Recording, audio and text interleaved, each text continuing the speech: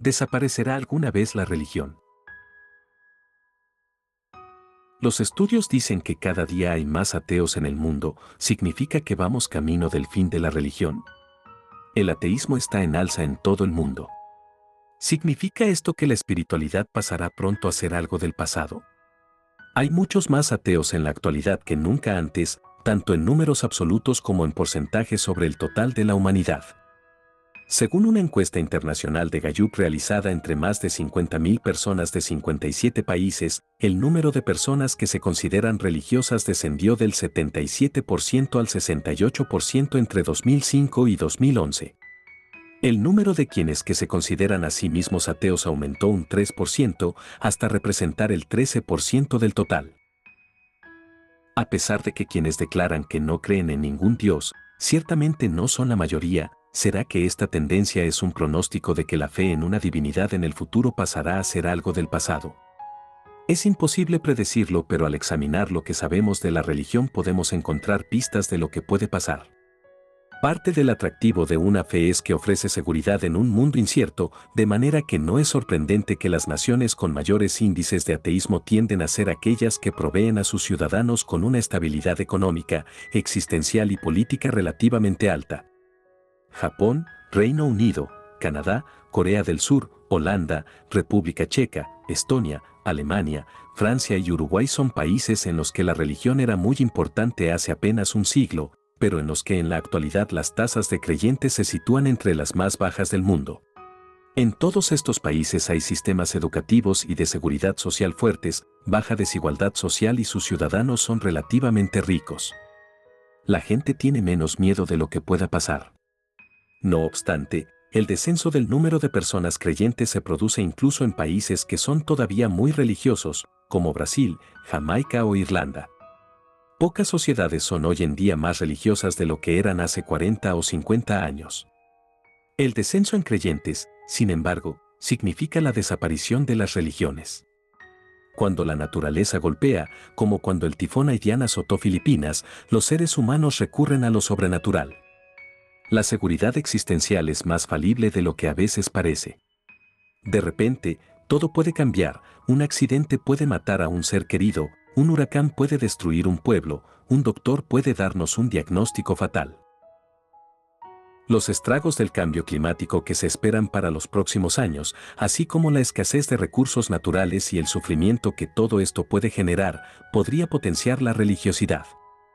Por alguna razón, la religión parece darle significado al sufrimiento más que cualquier ideal o creencia secular que conozcamos. Ese fenómeno de religiosidad repentina se ha observado en casos como el terremoto de Christchurch, Nueva Zelanda, en 2011. En ese lugar hubo un alza en la fe, mientras que el resto del país se mantuvo tan incrédulo como de costumbre. En todos los rincones del mundo hay expresiones de eso que llamamos la fe, de diferentes maneras. Para entenderlo hay que conocer la teoría del proceso dual, que describe dos formas básicas de pensamiento, conocidas como el sistema 1 y el sistema 2.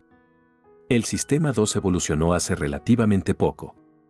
Es la voz en nuestra cabeza, el narrador que parece no callarse nunca, que nos permite planificar y pensar de forma lógica. El sistema 1 es intuitivo, instintivo y automático. Estas capacidades se desarrollan en los humanos independientemente de donde hayan nacido.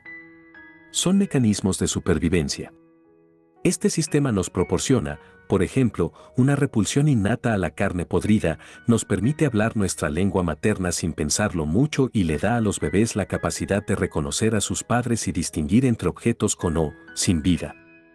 Además, hace que tengamos una tendencia a buscar patrones para entender mejor el mundo y a encontrar un significado a sucesos aparentemente arbitrarios, como los desastres naturales y la muerte de seres queridos. Y, según algunos investigadores, es el que abrió el camino para que las religiones evolucionaran y se perpetuaran. El sistema 1 nos lleva a ver las cosas de forma dual, de forma que nos cuesta ver a nuestro cuerpo y nuestra mente como una única unidad. Esta tendencia nace muy temprano. Los niños de todas las culturas se inclinan a creer que tienen un alma inmortal, que su esencia o personalidad existió en algún lugar antes de su nacimiento y continuará existiendo por siempre. Y esta disposición se asimila fácilmente con muchas de las religiones existentes, o, con algo de creatividad, se presta para construir nuevas. Por todas estas razones, los investigadores creen que la religión es un producto secundario de nuestra disposición cognitiva. La ciencia es cognitivamente antinatural, y es difícil. La religión, en cambio, es algo que casi no tenemos ni que aprender, pues ya lo sabemos. Hay evidencia de que el pensamiento religioso obedece a la ley del menor esfuerzo. Se tendría que cambiar fundamentalmente algo en la humanidad para deshacerse de la religión. En contraste, la ciencia, el sistema preferido de muchos ateos y no creyentes para intentar entender el mundo natural, trata de corregir los sesgos del sistema 1. Debemos aceptar, por ejemplo, que la Tierra gira, así no lo sintamos, aún viviendo en ella. Debemos adoptar la idea de que la evolución es completamente indiferente y que no hay ningún propósito o plan para el universo, así nuestra intuición nos diga lo contrario. Tampoco nos queda fácil admitir que nos equivocamos y aceptar que la verdad como la comprendemos constantemente está cambiando a medida que surgen nuevas pruebas empíricas, y todo eso es imprescindible para la ciencia. Curiosamente, muchos en todo el mundo que dicen no creer en un Dios muestran tendencias supersticiosas, como la creencia en los fantasmas, el karma, la telepatía o la reencarnación. Otras devociones ocupan a menudo el vacío que parece dejar la fe religiosa. Además, los no creyentes a menudo dependen de cosas que pueden ser interpretadas como sustitutos de la religión, equipos de deportes, yoga, instituciones profesionales, la madre naturaleza, etc., como guías de sus valores. Parecería como si tuviéramos un espacio conceptual para el pensamiento religioso que, si no se llena con una religión, brota de maneras sorprendentes. El futuro de la Iglesia, Perú. Si todos los católicos viviesen en un solo país, este sería el tercero más poblado del planeta, después de China e India.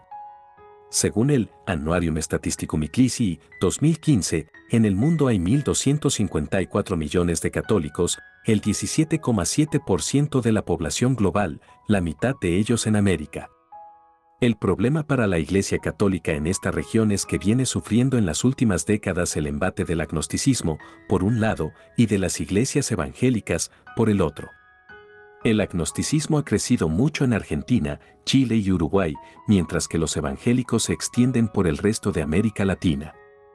Según Ipsos, el 75% de los peruanos somos católicos, 14% evangélicos, 5% de otras religiones y 6% agnósticos o ateos.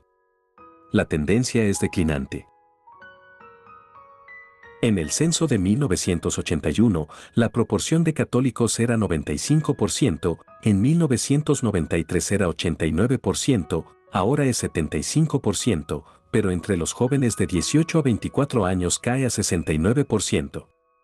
Los evangélicos avanzan en los sectores populares y los agnósticos en la población de mayor nivel educativo. El desafío de la Iglesia es complejo porque históricamente los sectores más conservadores son los que han tenido más influencia en su seno y han frenado su renovación. Por ejemplo, hace apenas un siglo, la Iglesia se oponía enérgicamente al matrimonio civil, calificándolo de ley inmoral. Hoy, uno de los requisitos para casarse por la Iglesia es contar con el certificado de matrimonio civil. Hasta hace 60 años la Iglesia combatía a las demás religiones. Desde el Concilio Vaticano II la Iglesia se abre al mundo, invitando a saber ver lo bueno que hay en todas las culturas, todas las religiones, todos los quehaceres, ayudando a que todos los hombres y mujeres sean portadores de paz, de diálogo y entendimiento, de gozo, de amor, de libertad, según lo resume la Red Católica Aleteia. El movimiento ecuménico para la integración de los cristianos ha avanzado mucho desde que, en 1966, se reunieron el Papa Pablo VI y el entonces arzobispo anglicano Michael Ramsey. El Papa Francisco está en la línea de apertura que inició el Papa Juan XXIII. Ha tenido expresiones de mucha comprensión hacia quienes son rechazados por los sectores más conservadores del catolicismo. Sobre los divorciados, declaró que nunca deben ser considerados extraños al cuerpo de la Iglesia. Sobre las mujeres que han abortado, que había conocido muchas mujeres que cargan en su corazón la cicatriz de esa decisión agonizante y dolorosa y que no se les puede negar el perdón de Dios. Y sobre los homosexuales, que antes que nada viene la persona en su totalidad y dignidad. Y la gente no debe ser definida solo por sus tendencias sexuales, no olvidemos que Dios ama a todas sus criaturas. Pero también ha sido muy duro con la pedofilia, que fue encubierta por la jerarquía eclesiástica por siglos. En el prefacio que escribió para el libro de Daniel Pitet, un francés que fue violado de niño por un religioso durante 4 años, condenó la absoluta monstruosidad y el horrible pecado del abuso sexual de menores y pidió perdón a todas las víctimas de sacerdotes pederastas. A pesar de que las iglesias locales han sido esquivas a estos temas, reiteró esta posición en su reciente viaje a Chile y al Perú. Uno de los problemas más graves que enfrenta el catolicismo y que contribuyen a su pérdida de terreno frente a los evangélicos es la crisis de vocaciones sacerdotales. En América Latina, la tasa de sacerdotes por católico es 1 por cada 5.000. Y en algunos lugares, como Madre de Dios, aún menor. Como referencia, la tasa de médicos por habitantes es 10 veces mayor. La solución que han encontrado otras ramas del cristianismo a este problema ha sido poner fin al celibato sacerdotal y permitir el sacerdocio femenino. Actualmente, ya existen sacerdotes casados y con hijos en la Iglesia. El Papa Benedicto XVI abrió esta puerta en el 2009 mediante una dispensa especial para los sacerdotes anglicanos que querían pasarse al catolicismo. En la medida en que el celibato sacerdotal fue instaurado recién en la Edad Media, es cuestión de tiempo que la iniciativa de Benedicto XVI se generalice, lo que permitiría, además, terminar con la triste tradición de hijos de cura no reconocidos. Tomará más tiempo la aceptación del sacerdocio femenino, pero si ya existen presidentas, primeras ministras, juezas y generalas, llegará el día en que la Iglesia Católica dé este gran paso. La Iglesia Anglicana admite el sacerdocio femenino desde 1992 y actualmente ordena más sacerdotisas que sacerdotes. La mayoría entra a la vida clerical después de los 40 años. Aparentemente, la vocación religiosa se acrecienta con los años entre las mujeres. La supremacía católica en el Perú.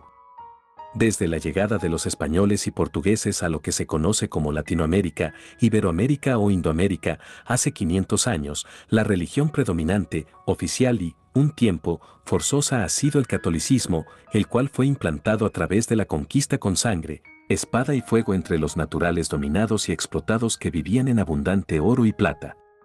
Los cultos nativos, en donde se adoraba a la tierra, el sol y demás fuerzas y fenómenos naturales sustentadores de vida, fueron perseguidos y prohibidos pero supervivieron, a pesar de la llamada extirpación de idolatrías, adaptándose y entremezclándose a los ritos católicos romanos. Este sincretismo lo podemos ver en muchas festividades religiosas provinciales aún hoy y, claro está, es debido al mestizaje racial y cultural producido.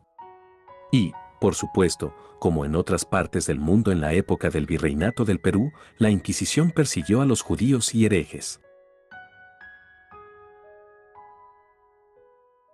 Aunque el predominio español en Sudamérica duró hasta el siglo XIX, su herencia dio como uno de sus resultados, una iglesia católica poderosísima en esta parte del mundo que posee no solo muchos bienes terrenales como dinero, casas y terrenos, muchas escuelas y algunas universidades, sino que hasta hoy el Estado peruano le brinda privilegios como exoneración de impuestos, le paga sueldos a sus representantes jerárquicos más altos, el presidente de la República asiste a una misa católica por fiestas patrias o da sus saludos a la famosa imagen del Señor de los Milagros en Semana Santa y en octubre, donde es seguida por millones de creyentes de toda condición social.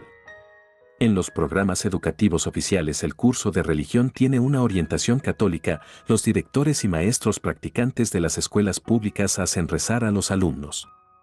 A la vez existe la posibilidad de que estos sean exonerados de ese curso si así lo solicitan. Como cualquier gran grupo religioso dentro del catolicismo hay variantes conservadoras y liberales, a favor o en contra del celibato sacerdotal o la planificación familiar, tendencias de derecha y de izquierda, a favor o en contra de dictaduras, filántropos y activistas sociales, intelectuales y profesores universitarios y, por supuesto, místicos interesados sobre todo en un contacto más cercano con la divinidad, como propicia el movimiento carismático bíblico que se asemeja al pentecostalismo protestante. Pero a pesar que la mayoría de la población se declara católica, su religión se resume muchas veces solo en la práctica de los sacramentos y no de las normas morales cristianas. Es tradición bautizar a los bebés como católicos, que los escolares hagan la primera comunión, que se tenga una ceremonia matrimonial en la iglesia y que se entierre a los muertos con una cruz. La excepción de ellos son los creyentes sinceros educados desde muy niños en una fe que aún creen de adultos a pesar incluso de que algunos tengan educación superior o científica. Claro está que mientras haya más injusticia social y pobreza material así como menos educación, es explicable que la mayoría de gente busque consuelo en poderes supraterrenales además de respuestas y guía para su vida. Libertad de religión y creencia en el Perú. Desde las primeras décadas del siglo XX, las sucesivas constituciones políticas del Estado peruano han garantizado, al menos en el papel, la libertad de creencia y conciencia. A fines del siglo XIX se establecieron en el Perú las primeras misiones protestantes y en los últimos 20 años el número de sus agrupaciones religiosas no católicas ha empezado a incrementarse más. Por ejemplo, el grupo interdenominacional estadounidense conocido como la Iglesia Cristiana y Misionera, tiene prácticamente un templo en cada distrito de Lima, la ciudad capital del Perú, y en cada ciudad importante del país de modo semejante a los mormones.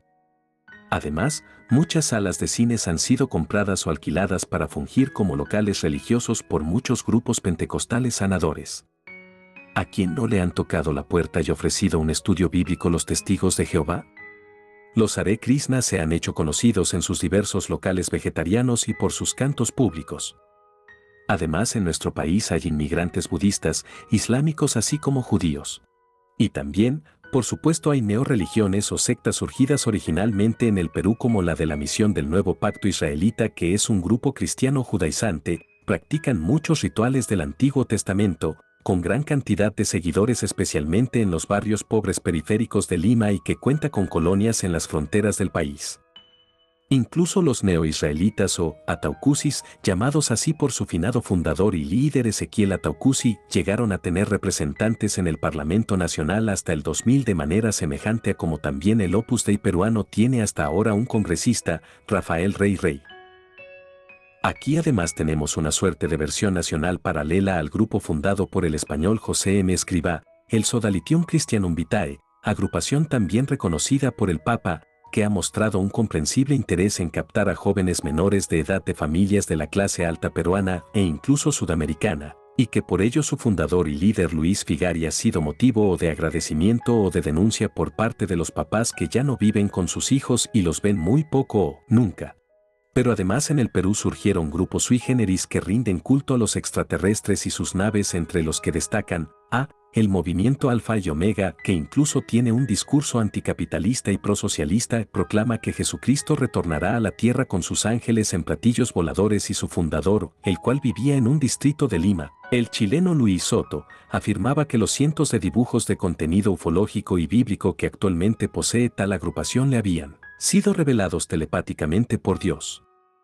Y el movimiento Rama fundado por Sisto Paz Wells, en 1955, quien también dice tener contactos telepáticos desde la edad de 19. El grupo llegó a tener incluso ramificaciones y seguidores a nivel hispanoamericano antes de que el mismo Wells anunciara su disolución. Los no creyentes en el Perú.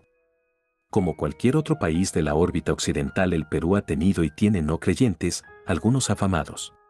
Un crítico furibundo del clero católico fue el ensayista y poeta librepensador anarquista de fines del S-19 y principios del 20 Manuel González Prada, quien influyó ideológicamente en Víctor Raúl Haya de la Torre, el fundador de la Alianza Popular Revolucionaria Americana, APRA, también con una inicial influencia marxista y luego trocó en antimarxista. Haya de la Torre, como joven líder estudiantil, se opuso a la consagración del Perú al corazón de Jesús en la década de 1920 por el dictador Augusto B. Leguía. Mucho después, el intelectual aprista Luis Alberto Sánchez dijo que esa postura no fue por anticatolicismo, sino por una cuestión política, para que Leguía no usara la religión a favor suyo en las elecciones presidenciales cercanas. Aunque el marxismo, al fundarse filosóficamente en el materialismo histórico, es ateo, el máximo exponente intelectual e ícono marxista peruano, José Carlos Mariátegui, tuvo una postura heterodoxa no crítica de las creencias religiosas e inclusive planteaba la necesidad de un mito socialista. Y así en la década de 1980 el en ese entonces alcalde de la ciudad de Lima, el marxista mariateguista y ateo Alfonso Barrantes, saludó a la imagen del Señor de los Milagros diciendo que representaba al pueblo. En la década de 1970 el filósofo marxista César Guardia Mayorga publicó obras cuestionando directamente no solo al cristianismo sino también a la religión en general. En la actualidad los políticos y congresistas de formación y convicción atea marxista no cuestionan a la Iglesia ni a la religión per se en forma abierta o directa. Walter Ledgard, un no marxista y famoso nadador ateo, participó en los Juegos Olímpicos de Berlín, fue siempre un sincero y público crítico de la religión, él y Barrantes ya han fallecido. Un psiquiatra ateo muy requerido por los medios, el hispano-peruano Mariano Querol es muy franco también cuando expresa sus puntos de vista sobre Dios. En el presente el más famoso no creyente es el escritor y novelista Mario Vargas Llosa, quien es un agnóstico declarado. Perdió en las elecciones para presidente en 1990 ante un candidato que tuvo el apoyo inicial de los evangélicos, Alberto Fujimori. En esos días paradójicamente queriendo apoyar a Vargas Llosa y ante el temor que los protestantes lleguen al poder el arzobispo de Lima Augusto Vargas Alzamora organizó una procesión de emergencia del Señor de los Milagros.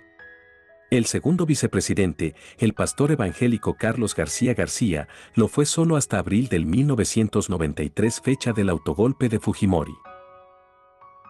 Uno de los más importantes y valientes periodistas peruanos es César Hildebrandt, crítico acérrimo de la dictadura fujimorista, también se declara agnóstico pero nunca ha criticado la religión como, según dijo una vez en uno de sus programas televisivos, algunos ateos ignorantones, aunque a principios de la década de 1990 cuestionó la manipulación política de íconos religiosos, llorones, demostrando en uno de sus programas que se podían duplicar con el uso de químicos.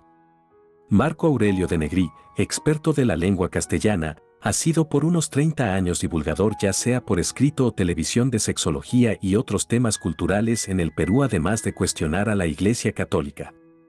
No se declara ateo sino católico.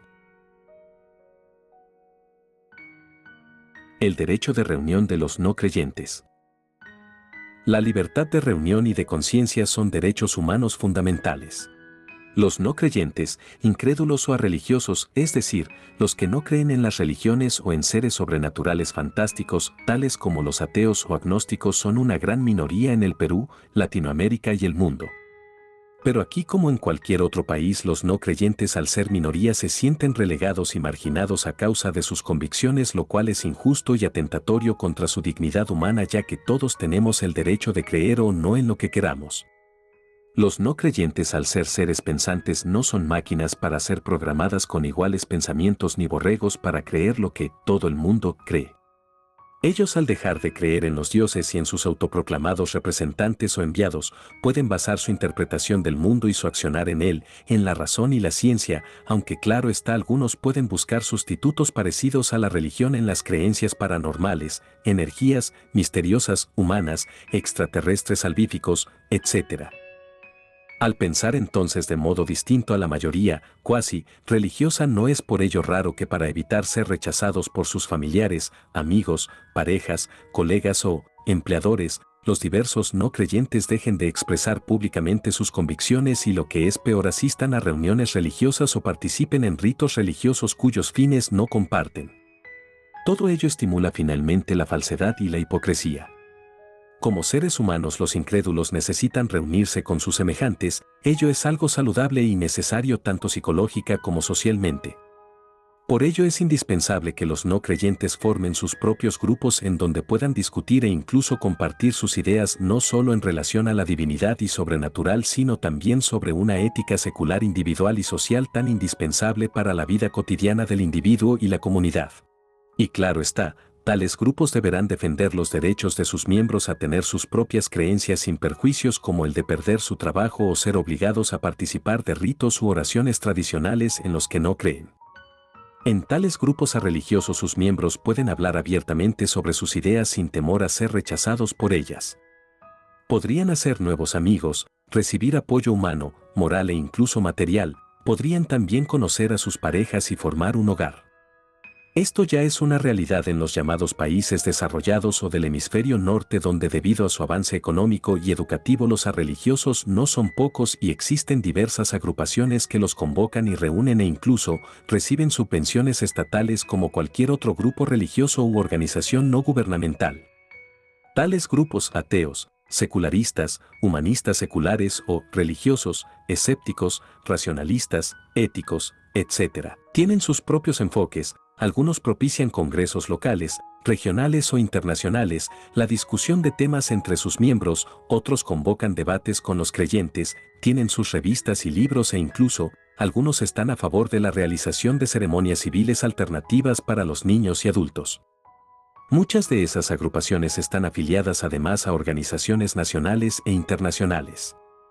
Una diferencia palpable entre los ya antiguos grupos religiosos europeos y norteamericanos y los nuevos de Latinoamérica, África y Asia es precisamente que estos últimos tienen miembros relativamente más jóvenes y con mayores problemas para ser aceptados debido al predominio y privilegios de las religiones en sus países.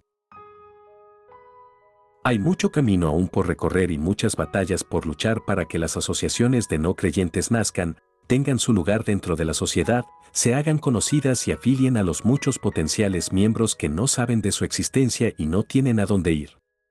Así, desde fines de 1993 se planteó a través de un manifiesto, hecho público primero en el Departamento de Filosofía de la Universidad Nacional Mayor de San Marcos de Lima, la necesidad de divulgar una filosofía aplicada a la realidad humana y social, dando un lugar especial aunque no exclusivo a las críticas respectivas de las creencias sobrenaturalistas, paranormales y pseudocientíficas a través de conferencias, libros y revistas. Y así en 1994 apareció la Revista Peruana de Filosofía Aplicada, RPFA, y el libro ¿Existe Dios?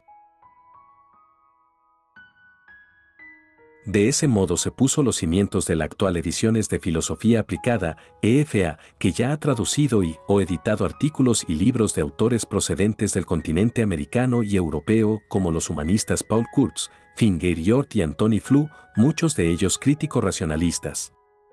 En 1998 se fundó el Movimiento Peruano Religioso, MPA, también por gente vinculada a la Universidad de San Marcos y la misma Pontificia Universidad Católica, cuya meta principal es reunir a los no creyentes en la divinidad, ateos, agnósticos, las religiones o los libros sagrados, deístas, panteístas. El MPA se dedicó el año 2000 y principios del 2001 a organizar debates públicos con creyentes sobre diversos temas no solamente metafísicos, sino también ético-prácticos, además de plasmar pronunciamientos sobre la educación religiosa en los colegios estatales, la participación de la Iglesia en las elecciones pasadas y la separación Estado-Iglesia en el Perú. En el año 2002 se realizaron 20 conferencias y las 3 últimas con el nombre de Movimiento Peruano Humanista Religioso, MPHA, llegando a congregar más de 1000 asistentes en la reunión de octubre en ese año. Además, en el 2003 nació en Internet la Red Racionalista del Perú, RRP, con miembros individuales y grupales que tienen como elemento común la divulgación del pensamiento crítico. En el Perú hay un número creciente de apóstatas, ateos y agnósticos, muchos de ellos herederos del marxismo como del positivismo o simplemente de un sentido común crítico de lo establecido, así como muchos otros que se niegan a dejar de creer en lo mágico buscándolo en lo esotérico. Pero también hay muchos quienes buscan respuestas a sus preguntas existenciales e intelectuales en fuentes diferentes a las religiosas o paranormales, necesitan y demandan saber las críticas filosóficas y científicas respectivas. No están solos, hay otra gente que piensa como ellos pero no lo saben. La responsabilidad social de los no creyentes. Pero no basta ser no creyente o religioso, ateo o agnóstico. Negar la existencia de lo sobrenatural o lo divino es solo una postura cognoscitiva que no necesariamente trasciende o va más allá de nuestro yo personal. Esto es, necesitamos más que el ateísmo para vivir en sociedad. Un ateísmo gnoseológico carente de una ética humanista puede desembocar simplemente en un individualismo egoísta, sibarítico y sensualista, o peor aún en uno de tipo malévolo, nihilista e inmoral. Como seres sociales dentro de cierta región del mundo, Latinoamérica, con diversos y peculiares problemas, es menester que nos proyectemos a nuestro entorno, a la sociedad que nos cobija y de la cual formamos parte. Hay inmoralidad y deshonestidad en ambos lados de la fe, pero hay que anotar que ya que la mayoría de la humanidad está compuesta de creyentes, las cárceles, por ejemplo, están abarrotadas de ellos. Por eso no basta el ateísmo materialista de negación de la divinidad, es necesario una ética que, por ejemplo, esté a favor de los derechos humanos, la justicia social o al menos de la decencia, la honradez, el cumplir lo prometido y la consideración a los demás. Pero como dice el filósofo noruego Finngeir Hjort en su introducción al ateísmo, Lima, AERFA, 1996, ppi. El ser decente es demasiado para algunos, cosa fácil de observar en nuestro medio subdesarrollado. Y eso ya es una opción personal sumada a las circunstancias sociales y educativas que todos nosotros experimentamos. Ciertamente el ser creyentes o no nos hace automáticamente mejores personas. Es el uso de la razón en relación con la realidad lo que nos hará superar de la mejor manera posible nuestros problemas, así como un enfoque empático hacia nuestros congéneres humanos. El asunto entonces es si nuestras creencias y convicciones nos ayudan a ser mejores personas y ciudadanos, permitiéndonos de ese modo colaborar a que la sociedad a la que pertenecemos sea más justa y humana para todos y por lo tanto menos miserable y enferma. Si se es simplemente ateo y no se es moral o decente, entonces, ese ateísmo, esa negación de la divinidad y su recompensa o castigo en el más allá no nos serviría de mucho en comparación a las creencias de los creyentes. Las tareas de los no religiosos secularistas en Latinoamérica son vastas y a la vez concretas. La fundación de agrupaciones religiosas donde se puedan reunir los incrédulos e incluso sus familias para discutir los diversos temas que les conciernen y apoyarse mutuamente, así como defender colectivamente sus derechos. B. Lograr la efectiva separación Estado-Iglesia, la cual dejaría de privilegiar social, educativa y económicamente a alguna religión determinada. Los no creyentes agrupados deben utilizar todos los medios legales para lograrla. C. La propagación del libre pensamiento, la razón y el método científico, lo cual permitirá que muchos dejen sus supersticiones e ignorancias así como temores, martirios y sometimientos. D. La lucha por el respeto a la libertad de conciencia. Así como queremos que se nos respete como no creyentes, debemos respetar a los creyentes, sus creencias por más burdas, tontas y locas que nos parezcan, así como a sus objetos sagrados. Nunca debemos burlarnos de ellos ni impedir que crean lo que quieran, pero cuando ponen en peligro su salud, sus propias vidas o las de los demás, tenemos no solo el deber sino también el derecho de advertir y luchar contra tal amenaza. Secularismo en el Perú contemporáneo. Aunque formalmente ningún grupo racionalista, feminista u homosexual peruano ha sido fundado primordialmente para cuestionar los vínculos del Estado peruano con la Iglesia Católica, a pesar que sus diversos miembros puedan ser religiosos respetuosos, indiferentes o aun críticos de la creencia ajena, hay en la actualidad una fuerte tendencia por parte de ellos a cuestionar su quinta centenaria injerencia en el Estado, especialmente en lo referente a la planificación familiar y la educación. En ese sentido, también un creciente número de cristianos evangélicos o bíblicos y miembros de otras religiones se suma a la exigencia de un Estado laico en el Perú para que sus iglesias o templos no sean discriminados y que sean tratados como los católicos romanos, que no pagan impuestos municipales ni tributos e incluso reciben subvenciones económicas estatales. Así que todos aquellos grupos interesados en detener la intervención de la jerarquía católica en los asuntos de Estado, salud y educación, y la discriminación a la que están sometidas las otras confesiones, deberían aunar esfuerzos, deberían aliarse en coalición secularista. Tal coalición requeriría puntos mínimos de encuentro, ya que cada cual tiene sus propios intereses y se ven afectados distintamente por la prevalencia del catolicismo en el manejo de asuntos tan vitales como la educación, la salud reproductiva y la tributación. Pero la necesidad de una coalición multiideológica o multigrupal tiene ciertas barreras en sí misma. Por ejemplo, los creyentes conservadores, tradicionales o fundamentalistas tienen una actitud contraria a las demandas legítimas y peculiares de los homosexuales y las feministas. Esto es, para tales creyentes los primeros son abominación ante Dios y las segundas deben dedicarse a las labores del hogar, y ni hablar de la interrupción del embarazo o el aborto, el cual consideran homicidio. Así también ciertos racionalistas, ateos o librepensadores difícilmente harán fuerza común con los creyentes. Algunos de estos, ilustrados, ven a los fideístas como ignorantes y oscurantistas, mostrando así una postura ofensiva antirreligiosa, y a su vez, los creyentes simplemente los pueden considerar como ciegos apóstatas ante la realidad divina, o lo que es peor, pueden considerar algo contrario a su fe a participar en los asuntos políticos. Por su parte, podemos pensar que las feministas podrían considerar antiestratégico aliarse abiertamente con los no creyentes, pues así ahuyentarían a muchas mujeres creyentes a quienes quisieran apoyar.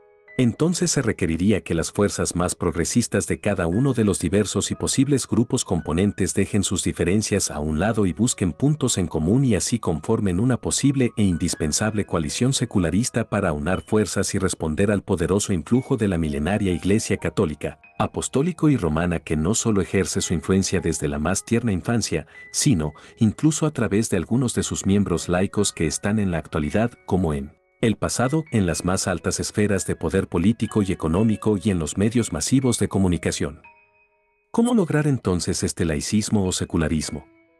En el presente hay ciertas condiciones básicas que se están dando para que los diversos grupos filosecularistas se manifiesten, se conozcan e incluso discutan entre sí, no solo en foros abiertos o cerrados, sino también a través de la Internet. Sin este diálogo será imposible obtener un primer impulso importante. ¿Estado laico? Situación actual. En este contexto de emergencia sanitaria, cientos de personas han acudido a la fe para hallar tranquilidad y buscar protección. Esto, sin duda, forma parte de la decisión personal de cada sujeto. Sin embargo, lo alarmante ha sido que autoridades pretendan institucionalizar a la fe desde sus puestos de poder. A finales del mes de marzo del 2020, en pleno estado de emergencia, el gobierno regional de Lambayeque emitió el Acuerdo Regional número 000036-2020, GR, Lambarra-CR, mediante el que se declaró el 22 y 29 de marzo como días de ayuno y oración para combatir el coronavirus, mientras que congresistas de la bancada Podemos Perú hicieron lo propio al presentar el proyecto de ley número 4879-2020, CR, que buscaba declarar el tercer domingo del mes de abril como el Día Nacional de la Oración. Estas iniciativas reabren el debate en torno a la relación del Estado con las religiones y las medidas institucionales que puede hacer a favor de ellas. El Estado peruano dejó atrás el régimen confesional para ir trazando el camino a lo que hoy se denomina, jurisprudencialmente, como modelo de Estado laico. No obstante, la estrecha relación del Perú con la Iglesia Católica continúa siendo un motivo de controversias. Durante el desarrollo de nuestra República, la Iglesia Católica desempeñó un rol fundamental para la formación histórica, cultural y moral del país. Esta labor le ha permitido tener un reconocimiento especial en nuestro ordenamiento jurídico. Sin embargo, frente al modelo de Estado laico surgen cuestionamientos a las obligaciones que mantiene el Perú con la Iglesia Católica. En este sentido, es necesario analizar y evaluar si el Perú cumple con los 4 elementos del modelo de Estado laico: la libertad religiosa, la igualdad religiosa, la laicidad del Estado y la cooperación con las confesiones religiosas. En síntesis, el Estado peruano aún no cumple efectivamente con los elementos que garantizan un modelo de Estado laico. Los avances jurisprudenciales han servido para delimitar la relación entre el Estado y la Iglesia Católica con el fin de que se dé una cooperación dentro de un ambiente de convivencia con todas las organizaciones religiosas. Sin embargo, muchos beneficios otorgados no se justifican bajo los criterios de intervención estatal recogidos por el Tribunal Constitucional. Es pertinente resaltar los avances que se han tenido para garantizar la libertad de religión, la cual es garantizada adecuadamente a nivel constitucional. Sin embargo, aún quedan aspectos fundamentales que abordar con respecto a los principios de igualdad religiosa, laicidad y cooperación con las confesiones religiosas. Los beneficios del Estado a la Iglesia Católica se deben cuestionar a partir de estos parámetros para estructurar un modelo de Estado laico como principio constitucional. Cuestiona, duda y evoluciona.